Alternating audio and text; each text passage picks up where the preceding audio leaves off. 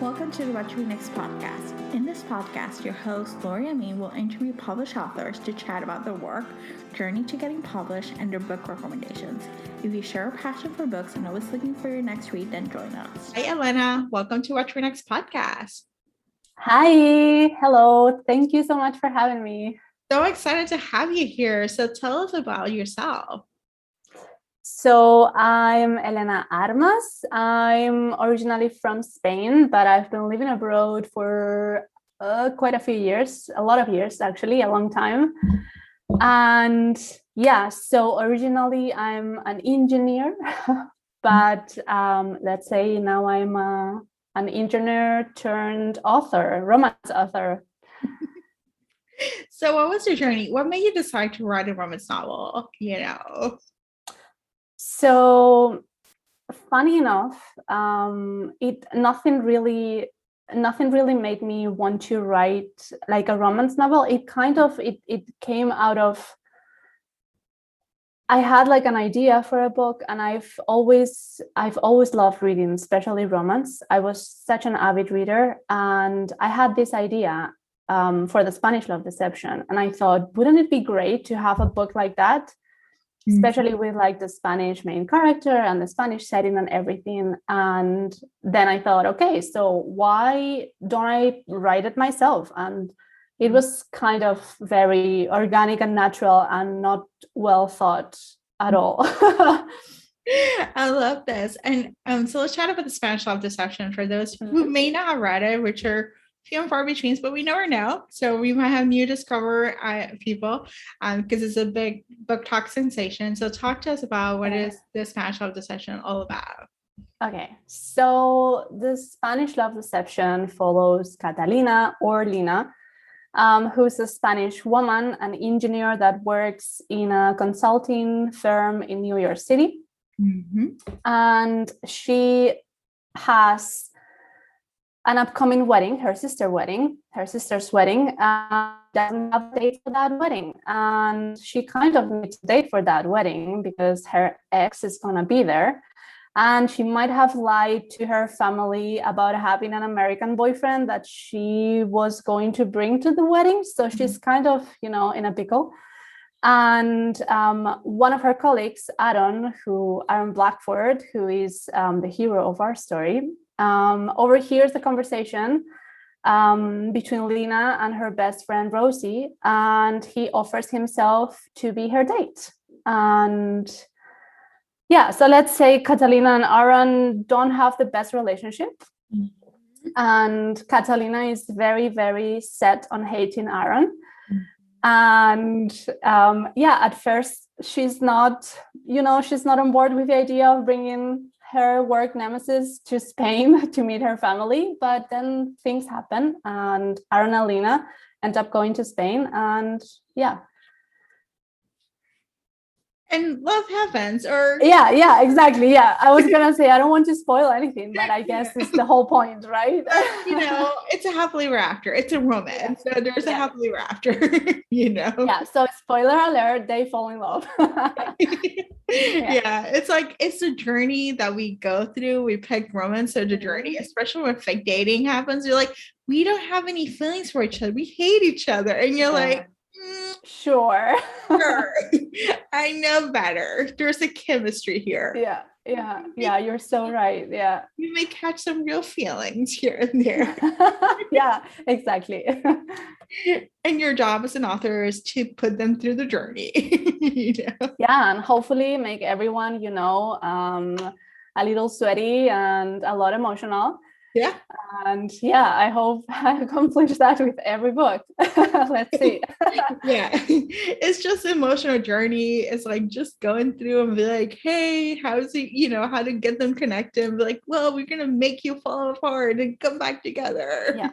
And in my case, I as a reader, I was I still am such a huge fan of slow burns, and I find that writing them gives me a high. And knowing that people suffer, reading them, like suffer, deliciously suffer, like delicious suffering. Yeah. I happen to enjoy that a lot. So yeah. So whoever hasn't read The Spanish Love Deception yet, just know it's a slow burn. So be ready. Yeah. You make us suffer for a while. I'm happy. But it's such a good suffering. So. Good. I love this. So let's chat about what happened to The Spanish Love Deception, because if you slowly took it out, you slowly debuted it in February, and then somehow it picked up. Yeah, let's say that 2021 was a crazy year for everybody. And for me, it was such an incredible journey. I was very lucky that my 2021 experience was only positive. And I mean, I'm very fortunate, I'm very lucky. And going through what I went through, like last year, it was, as you said, crazy, because I self-published that book with really no expectations whatsoever. I never thought that this would happen, like not at all. And a lot of people say, but come on, you must have, have some great expectations or some dreams. Sure. But I never thought that it would blow up the way it did. When I hit that button, in February with Amazon, I was like, okay, publish, there you go. Now that's it. I have a book out, but whatever. And then in August, I was being contacted by like publishing houses, and the hashtag on TikTok was crazy. Everybody seemed, not everybody, but a lot of people seemed to fall in love with my characters. And to be honest, I'm still processing everything that has happened to this day. And I think I'm going to need another 5 years to understand what went on. Yeah, I can imagine. I think it was the perfect storm, because BookTokers were following Kindle Unlimited. They were looking for something, and they were already going through 2015, 2016, 2017 titles. And then comes this 2021 title that was like reminiscent of other titles they have heard. They were exploded, and they're like, and it's in KU, and they're like, oh my gosh. And it goes viral. Like, that's the beauty of BookTok. It's like one person, another person, and just like it becomes a trend, and then it grows and they buy the books. Like, that's the difference between Instagram and BookTok. It's like people buy the book. I feel the same there. Like, there's been this huge impact that a social network like TikTok has had on the book industry, that I feel like maybe no other social media has had that big of an impact. Like, I was, and I still am, a bookstagrammer, and I love Instagram, and the work that all bookstagrammers do there is on the other side. I've been on the other side, and Instagram has my respect forever, and they helped me a lot when I've published, because most of the bloggers that I contacted were there, and also like book Twitter and bloggers that write their blogs still, like it's done for the book industry. But TikTok this year, what they did was, I think it took everyone by surprise, because it's true that they have put so many books on the top 10 and New York Times bestselling lists, and it's kind of crazy. And I'm one of the cases that they took one book and they kind of made it theirs, and I'm very happy and grateful for that. But it was such a shock. Yeah, I can imagine. I love hearing about these stories, because it's such a timely trend from 2020, 2021. All these authors are getting discovered, quote unquote discovered, but they've been like writing, or they've been publishing different things, and it's like books that you were backlisted or new listed, front listed, or like they're hidden gems. They're like getting like the attention they deserve. So this is very exciting. So all right, so our listeners are probably going to ask, is there a follow-up book? And I know there is, so tell us all about it. Okay, so the next book that I will be publishing is The American Roommate Experiment, and it follows Rosie, who's Lena's best friend in New York. and also Lucas, who's Lina's older cousin from Spain. And so we get to know Rosie in the Spanish Love Deception, and I received a ton of messages saying, oh my God, I love Rosie. She deserves her happily ever after. And I agreed. The moment that I finished writing the Spanish Love Deception, I was like, I need to give a happy ending to my girl, Rosie. And that's what I did. And so she mentions very shortly Lina's cousin during the Spanish Love Deception. So we explore that.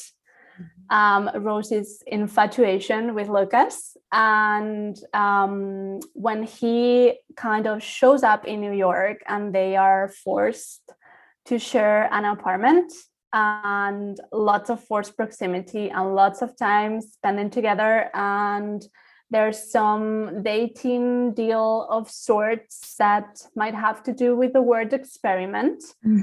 And this book is much, it's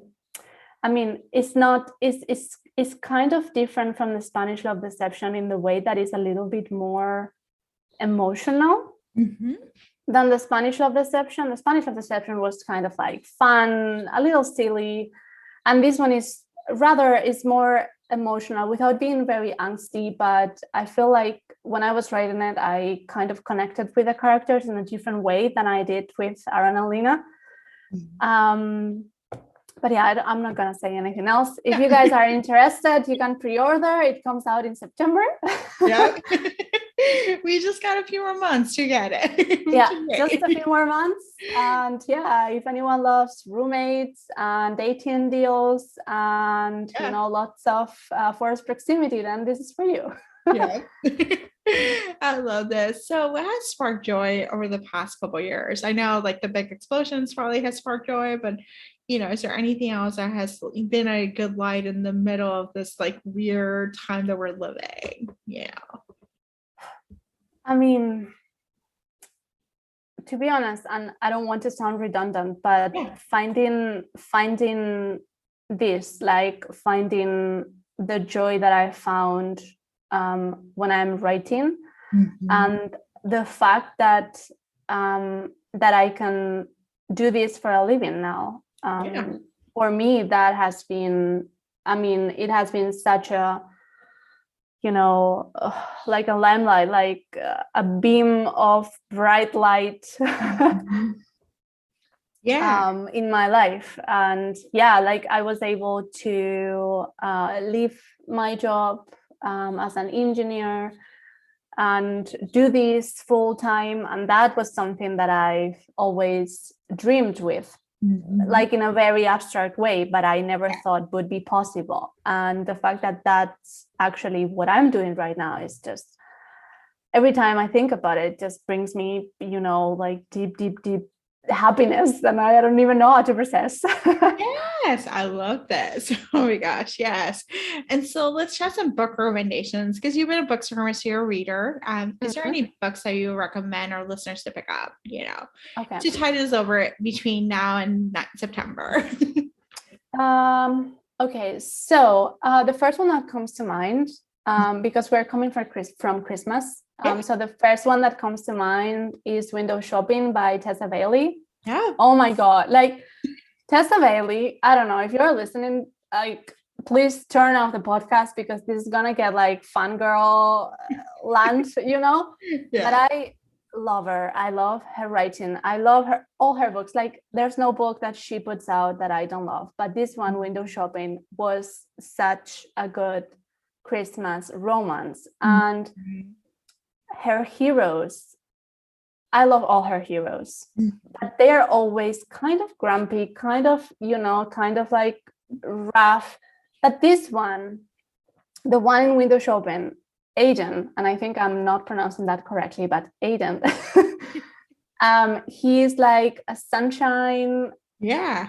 Like a sunshine hero. Well, he's sunshine in the streets, but kind of alpha in the sheets, between the sheets. Yep, that's a Tessa. Tessa. Yeah.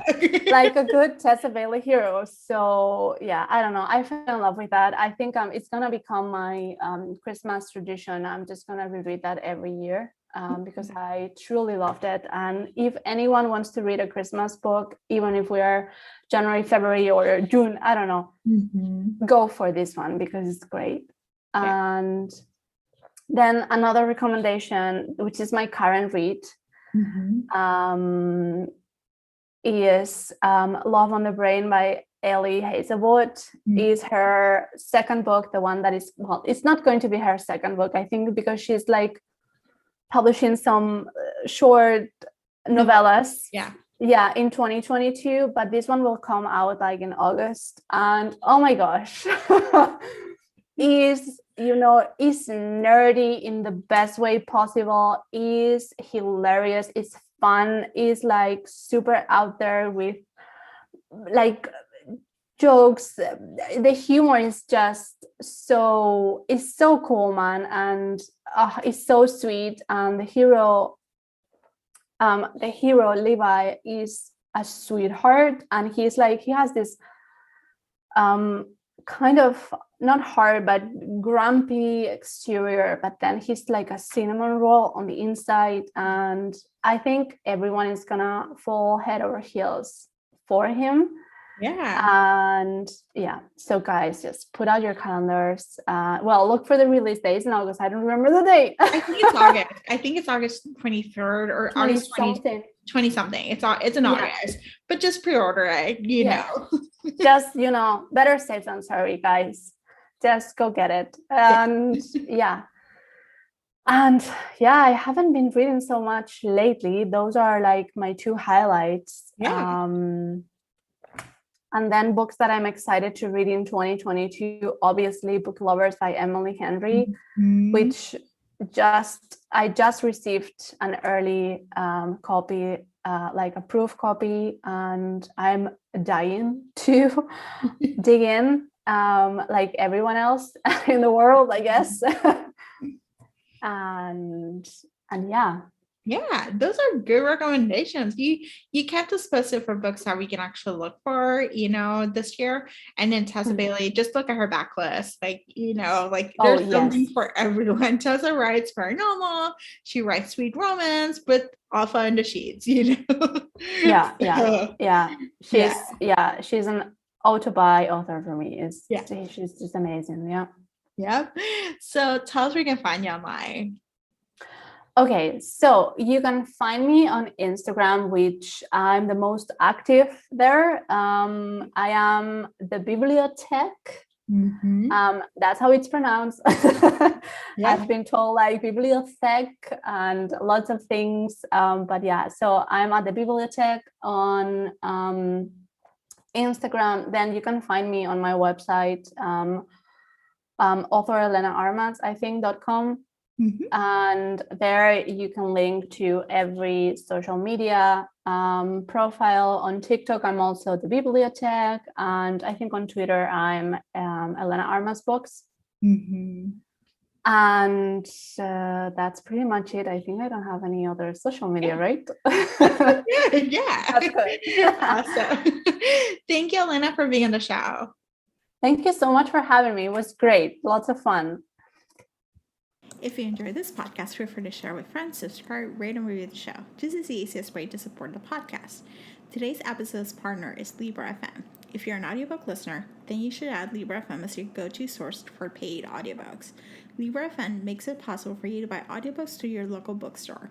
Memberships start at $14.95, and they also have great sales for romance audiobooks each month for $3.99, thanks to the Kiss Club. To sign up for Libra FM, please visit whattoreadnextblog.com/LibraFM. You will receive a free audiobook when you sign up for a monthly subscription. If you purchase a subscription through our link, you will be supporting the podcast at no cost to you. The What to Read Next podcast is part of the Frolic Podcast Network. Please visit frolic.media/podcast to discover new shows to tune in. Thank you so much for listening and have a great day.